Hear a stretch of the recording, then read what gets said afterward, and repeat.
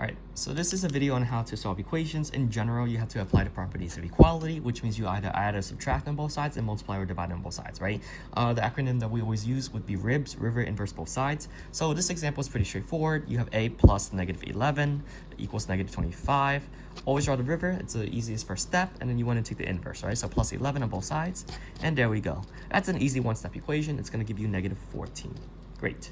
Okay, let's look at the second question right here. Negative 24 is equal to 8y. Of course, your goal is always to isolate the variable, so we're going to, it's 8 times y, so we're going to have to divide by doing the inverse operations. I divide by 8 on both sides. You get y is equal to negative 3, or negative 3 is equal to y, and that's how you do get to the final answer. Okay, so obviously for multi-step equations, it's a little bit more complicated. The steps are here, but I'll walk you guys through it just to see how it looks like when somebody is doing it.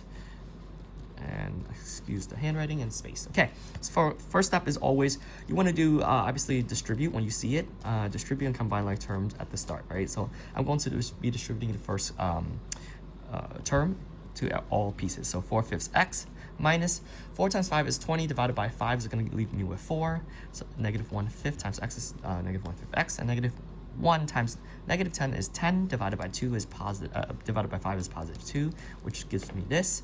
I'm going to actually combine like terms on both sides, or on whatever I see fits. 4/5 x does combine with negative 1/5 x. It actually gives you 3/5 x.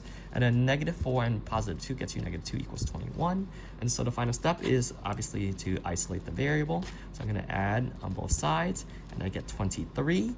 And from here, if I have a fraction like this, you could always take the proportion by putting this over 1 and cross multiplying. The variable, if it's in the middle, always goes up to the numerator because it's already over 1. So that gives me, if I cross multiply this, it's going to give me 3x is equal to 5 times 23, which is 115, I believe. And if I divide by 3, x would be equal to 35. But let me double check my math very quick.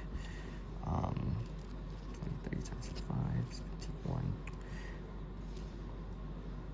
Okay, 115, and then 115 divided by 3, 39, 25. So I messed up here.